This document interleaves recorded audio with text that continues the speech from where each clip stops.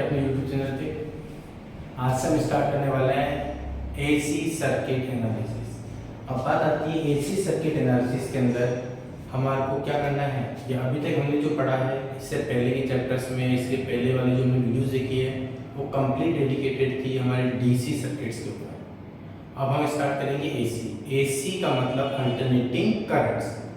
Alternating currents में हमें जो इस पूरे चैप्टर्स में अल्टरनेटिंग एसी सर्किट एनालिसिस में हमें जो जो टॉपिक्स में जो कवर करने होते हैं, first one single resistive network का एनालिसिस, सिंगल इंडक्टिव सर्किट का एनालिसिस, सिंगल कैपेसिटिव सर्किट्स का एनालिसिस, देन उनकी कॉम्बिनेशन आरएल सर्किट हो सकता है, RC circuit, LC circuit, RLC circuits, इनका series combination and parallel combination. उसके बाद हम थ्री फेज सर्किट एनालिसिस को भी कवर करेंगे जिससे कंप्लीट हमारा एसी सर्किट एनालिसिस होगा।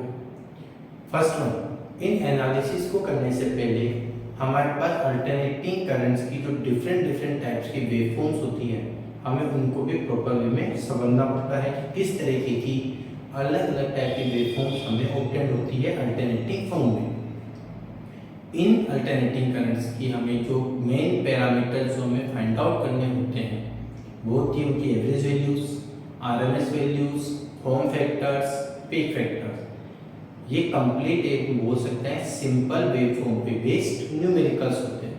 इनकी भी हम आगे आपको वीडियोस के थ्रू लेक्चर्स को प्रोवाइड करेंगे। But before the circuit analysis कुछ बेसिक टर्मिनोलॉजीज होती है एसी सर्किट्स की जो हमें पता होनी चाहिए कि किस तरीके से कौन कौन से टर्म्स हम यूज में लेते हैं किसी भी एसी सर्किट्स और उससे रिलेटेड पैरामीटर्स को समझने के लिए। तो हम वन बाय वन एक एक टर्म्स को हम क्या करेंगे यूज में लेंगे और उसके बाद में हम इसका प्रॉपर एनालिसिस को स्टार्ट करेंगे one by one. Now for AC circuits analysis first one, हम उसके कुछ बेसिक टर्म्स जो उससे रिलेटेड होते हैं वो हमें नॉलेज होनी चाहिए। उसके लिए फर्स्ट वन जो हमारे जो बेसिक टर्म्स है किसके, साइनसोइडल वेव के। अब फर्स्ट वन ये होता है कि हमारे साइनसोइडल वेव किस तरीके की होती है।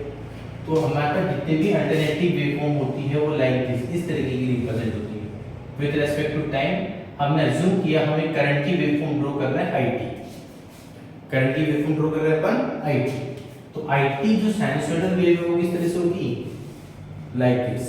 मींस हमारे पास यहाँ पे जीरो, ये हमारे पास वेवफॉर्म गई, positive cycle, negative cycle, positive cycle, negative cycle, positive cycle and so on, इस तरह से चलती रहेगी। यहाँ पर क्या लिखा है, ये 0 से pi, pi to 2 pi, 2 pi to 3 pi, 3 pi to 4 pi, 4 pi to 5 pi, इस तरह से कंटिन्यू हमारी वेवफॉर्म रन कर रही है।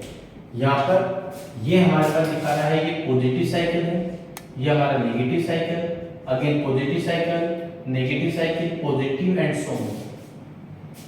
इस पर्टिकुलर वेवफॉर्म में जो हमारी मैक्सिमम वैल्यू दिख रही है ये हमारी क्या है, आई है। ये हमारी मिनिमम वैल्यू है माइनस का आई है। इतना क्लियर है। ये वेवफॉर्म हमारे पास हम ऑब्जर्व करें जो 0 से स्टार्ट हो रही है और इसका कंप्लीट साइकिल ये वेवफॉर्म एक पर्टिकुलर टाइम के बाद रिपीट हो रही है। तो हम ऑब्जर्व करते हैं 0 से पाई पॉजिटिव, पाई से 2 पाई नेगेटिव, अगेन 2 पाई के बाद में अगेन पॉजिटिव नेगेटिव, 4 पाई के बाद again positive again negative and so on, इस तरह से चलती रहेगी। मतलब इसका टोटल टाइम पीरियड कितना हो गया, 0 से 2 पाई, ये हो गया हमारा इसका टोटल टाइम पीरियड। और साइकिल क्या हो गया कि एक कंप्लीट सेट जिसमें पॉजिटिव नेगेटिव दोनों साइकिल्स प्रेजेंट हो वो हमारा कंप्लीट सेट उसका क्या कहलाएगा, साइकिल। मींस अगर हम इसकी बेसिक डेफिनेशंस वगैरह को देखें तो डेफिनेशन कैसे हो गई, first cycle, what is cycle, for a sinusoidal wave complete set of positive and negative values of a function is cycle. एक ऐसा सेट जिसमें पॉजिटिव नेगेटिव दोनों साइकिल्स प्रेजेंट हो उस पर्टिकुलर कंप्लीट सेट को क्या बोला जाता है, cycle. The value of sine wave repeat after every 2 pi radian. और हमारी प्योर साइनसोइडल वेवफॉर्म जो रिपीट होती है वो कितने टाइम पीरियड बाद रिपीट होगी, every 2 pi radian. Next definition हमारी क्या है, पीक वैल्यू। पीक वैल्यू को अपन मैक्सिमम वैल्यू भी बोलते हैं और एम्पलीट्यूड भी बोलते हैं। मैक्सिमम वैल्यू क्या है, पॉजिटिव साइकिल की आई है, नेगेटिव साइकिल की माइनस है। तो इसकी डेफिनेशन क्या होगी, it is the maximum value of both positive and negative quantity. किसी भी साइनसॉइडल वेवफॉर्म जिस भी क्वांटिटी की है, करंट की हमने शो करी है, वोल्टेज भी हो सकता है, पावर भी हो सकता है, तो जो भी हमने क्वांटिटी एक्सप्लेन करी है उसकी मैक्सिमम वैल्यू चाहे पॉजिटिव साइकिल की हो चाहे नेगेटिव साइकिल की, वो हमारी क्या कहलाएगी, peak value. It is also called amplitude, इसको हम एम्पलीट्यूड भी बोल सकते हैं। Third, instantaneous value. क्या होती है instantaneous value, at every state of time, at every state of time जो भी पर्टिकुलर क्वांटिटी की वैल्यू होगी वो हमारी क्या कहलाती है, इंस्टेंटेनियस वैल्यू। मींस ये करंट हमारा स्टार्ट हो रहा है साइनसॉइडल फॉर्म में, तो इसकी वैल्यू 0 पे कितनी है, 0, पाई पे कितना है, 0, 2 पाई पे 0, 3 पाई पे 0, 4 पाई पे 0। बट अगर हम बात करें पाई बाय 2 पे कितना है, मैक्सिमम वैल्यू। ऐसे अगर हम बात करें 3 पाई बाय 2 पे कितना होगा, मैक्सिमम वैल्यू नेगेटिव साइड पे। मतलब हर एक पर्टिकुलर इंस्टेंट पर टाइम डिफरेंट 30 डिग्री पे कितना है, 45 पे कितना है, 40 पे कितना है, 70 पे कितना है, हर एक इंस्टेंट पर अगर हमें वैल्यू ऑब्टेन करनी है तो उस पर्टिकुलर टाइम पर हमारे पास जो भी क्वांटिटी की वैल्यू होगी वो हमारी कहलाएगी इंस्टेंटेनियस वैल्यू। इसको डिनोट कैसे करते हैं, स्मॉल it से। एक्सप्रेशन क्या होगा इसका, I M sine T, I M sine T. Time period, fourth definition time period. Time period क्या होता है, एक कंप्लीट साइकिल को कवर करने में जितना टाइम लगता है उस पर्टिकुलर टाइम को हम बोलते हैं time period. Means it is the duration of time required for the quantity to complete one cycle. ऐसा ड्यूरेशन जिसमें हमारे कोई भी साइन वेव अपना कंप्लीट साइकिल कवर कर ले, उस टाइम इंटरवल को बोला जाता है time period, denoted by capital T. Next, frequency. What is frequency, frequency is the number of cycles occur in the 1 second. Assume करते हैं 1 सेकंड में आपके पास साइन वेव इस तरह से मूव कर रही है और 1 सेकंड में अराउंड 100, 20, 30 मूव कर रही है, तो हम उसकी फ्रीक्वेंसी को उस अकॉर्डिंग अपना ऑब्टेन कर सकते हैं। और फ्रीक्वेंसी को कैलकुलेट करने का जो फॉर्मूला होता है वो होता है 1/t। फ्रीक्वेंसी कैसे कैलकुलेट करते हैं, नेट इक्वल्स टू 1/t। मतलब फ्रीक्वेंसी क्या है, it is also the reciprocal of time period. ये हमारा क्या कहलाता है, रेसिप्रोकल ऑफ टाइम पीरियड। इसकी अभी हम सिर्फ एवरेज वैल्यू, एवरेज वैल्यू अगर हम बात करें क्या होता है, एवरेज का जनरल फॉर्मूला क्या पढ़ते हैं, sum of the all the quantities upon number of quantities. मतलब एक प्योर साइनसॉइडल वेवफॉर्म में हर एक एवरी स्टेट ऑफ टाइम जो भी क्वांटिटी की वैल्यूज है उसको अपन टोटल टाइम इंटरवल से डिवाइड कर दें तो हमें क्या मिल जाएगी, उसकी average value. Means average value का डेफिनेशन क्या होगी, the arithmetic average value of an alternative quantity over one cycle is called average value. Formula क्या होगा, फॉर करंट हम लिखते हैं I average equals to 1/t, time period 0 to t IT dt। यह हमारा फॉर्मूला होता है किसका, एवरेज वैल्यू का। एक इंपॉर्टेंट पॉइंट होता है हमारे पास जो आपको नोट करके याद रखना है, नोट करके, for a pure sinusoidal waveform, for a pure sinusoidal waveform, for complete cycle, for complete cycle the average value, the average value is always 0। एक कंप्लीट प्योर साइनसॉइडल वेवफॉर्म की कंप्लीट साइकिल के लिए average value कितनी होती है, 0। इसको simple में वैसे भी बोल सकते हैं, अज्यूम करो ये हमारे पास एक वेवफॉर्म जा रही है, पॉजिटिव साइकिल नेगेटिव साइकिल, तो इसकी पॉजिटिव साइकिल में जितना वैल्यू होगी उतनी नेगेटिव साइकिल में वैल्यू होगी। मतलब इन दोनों का अगर अपन एलजेब्रिक सम करें तो कितना आ जाएगा 0, और 0/2 पाई 0 मींस प्योर साइनसोइडल वेवफॉर्म की कंप्लीट साइकिल के लिए वैल्यू होती है 0। बट क्या एक्चुअल में वैल्यू 0 होगी? पॉसिबल नहीं है। क्यों नहीं है पॉसिबल? क्योंकि यदि करंट फ्लो कर रहा है मतलब उसकी कोई ना कोई वैल्यू तो होगी। तो हम क्या करेंगे, एक प्योर साइनसोइडल वेवफॉर्म की वैल्यू या एवरेज वैल्यू कैलकुलेट करने के लिए हम सिर्फ उसका एक साइकिल बोले तो पॉजिटिव साइकिल को कंसीडर करेंगे, और उस पर्टिकुलर पॉजिटिव साइकिल्स के लिए उसकी अपन एवरेज वैल्यू को फाइंड आउट करेंगे। तो हम अब इसकी एवरेज वैल्यू को अगर हम कैलकुलेट करें तो कैसे मिलेगा हमारे को, for pure sinusoidal wave, for pure sinusoidal wave हमारे पास आई एवरेज हम निकालेंगे सिर्फ एक साइकिल के लिए, और एक साइकिल कितना है 0 to पाई पॉजिटिव साइकिल। तो हमारा टाइम पीरियड कितना हो जाएगा 1/पाई 0 to pi IT dt। IT का एक्सप्रेशन क्या लिखा था अपन ने,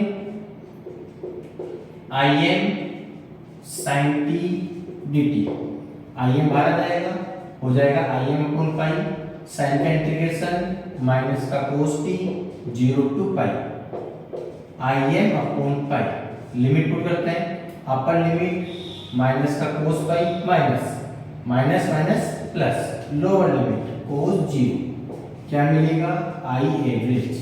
तो यहाँ से हमारे पास I एवरेज की वैल्यू कितनी मिल रही है, Im/पाई cos पाई कितना होता है -1 minus minus plus plus cos 0 की वैल्यू 1 + 1 2। दैट मींस एक प्योर साइनसोइडल वेवफॉर्म की एवरेज वैल्यू होती है 2Im/पाई। नाउ अभी हमने एवरेज वैल्यू निकाली है, एवरेज वैल्यू का हमने फॉर्मूला क्या देखा था, I average equals to 2Im/पाई। अब हम मूव कर रहे हैं किसकी तरफ, RMS वैल्यू। RMS का मतलब होता है root mean square value of an alternating quantity and it is also called effective value of alternating quantity. AC जो भी होती है उसकी इफेक्टिव वैल्यू भी बोल सकते हैं। कैसे, हमारे घरों में जो भी सप्लाई आ रही है या जो भी इक्विपमेंट परचेज करके लाते हैं इलेक्ट्रिकल कंपोनेंट, उस पे लिखा रहता है 220 वोल्ट 50 हर्ट्ज सप्लाई। तो जो 220 वोल्ट है वो हमारा एक्चुअल में क्या होता है RMS वैल्यू।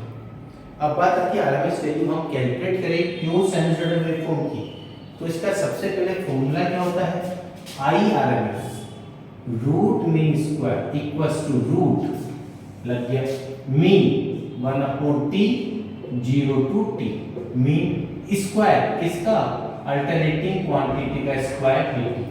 ये हमारा क्या है इसका formula, root mean square value.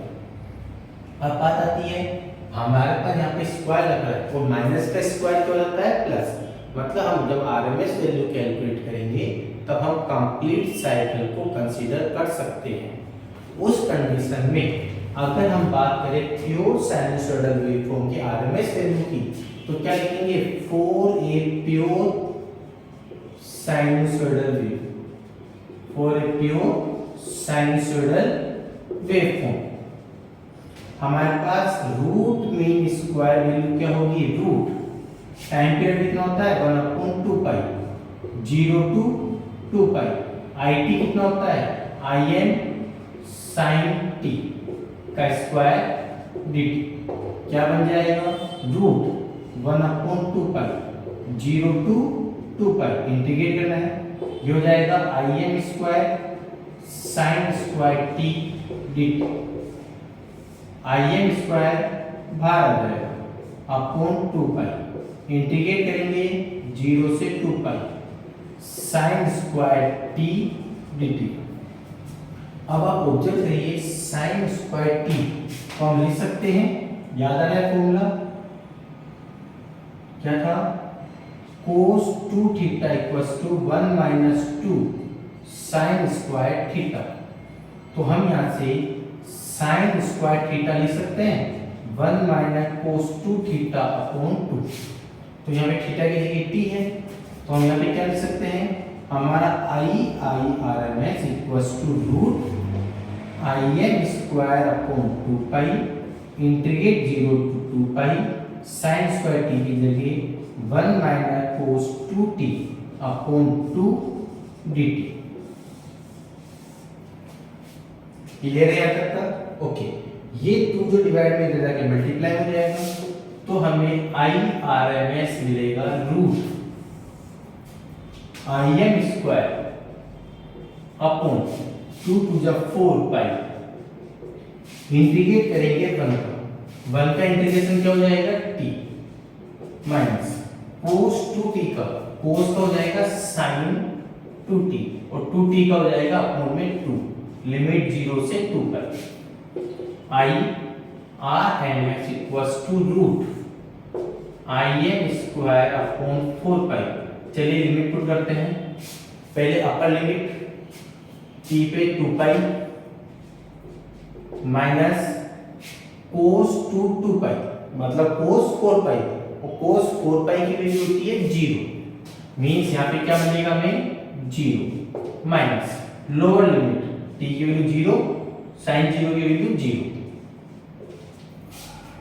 अब देखिए सब 0 है, क्या बच रहा है सिर्फ 2 पाई, पाई से पाई कैंसिल हो जाएगा, 2 से 4 गया तो 2 बचेगा, मतलब हमारा IRMS मिलेगा हमें root Im square upon 2 means final root mean square value क्या होगी Im अपॉन रूट 2, ये हो गया हमारे पास रूट मीन स्क्वायर वैल्यू।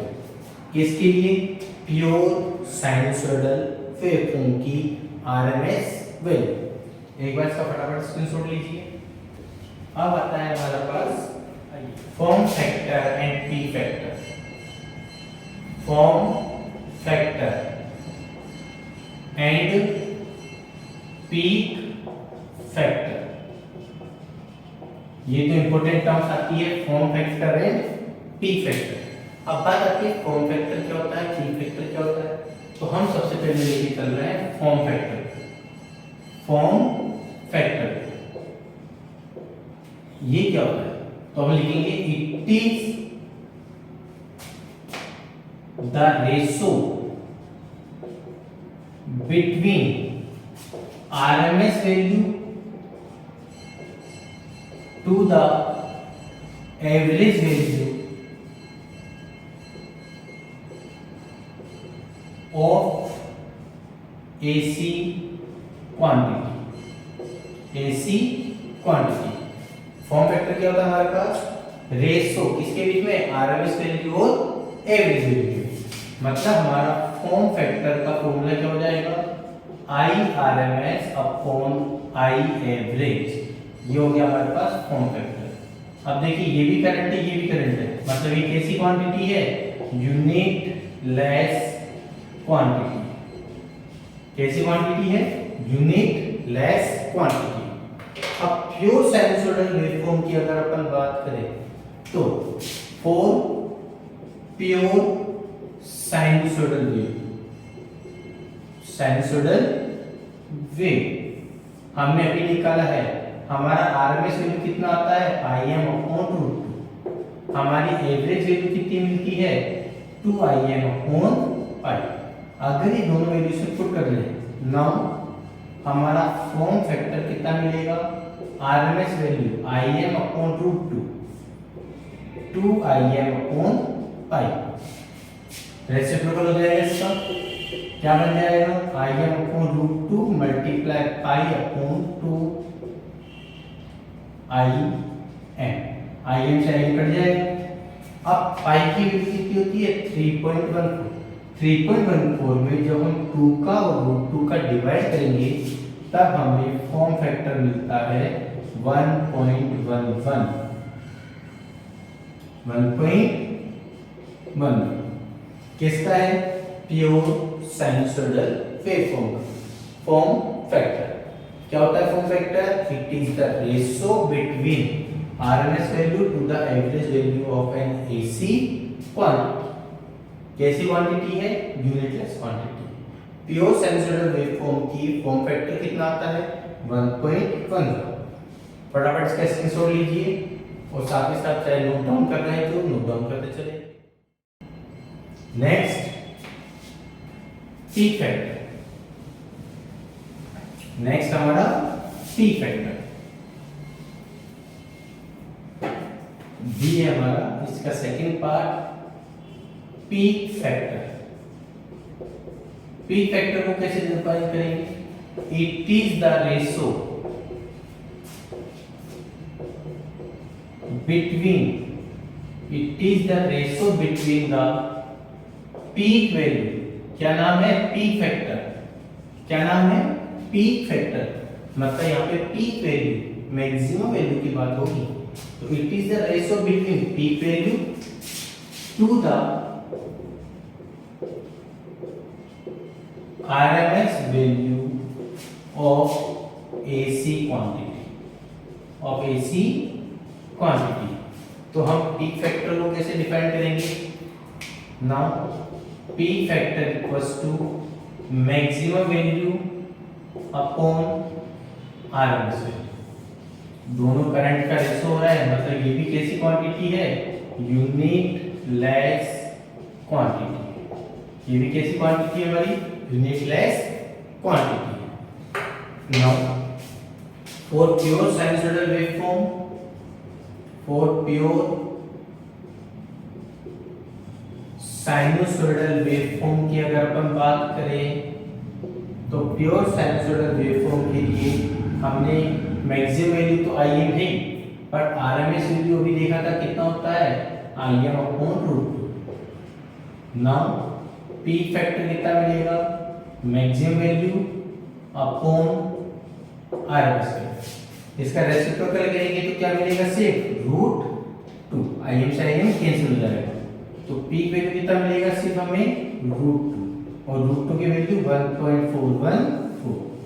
तो पीक वैल्यू कितनी होती है प्योर साइनसॉइडल वेवफॉर्म की? 1.44।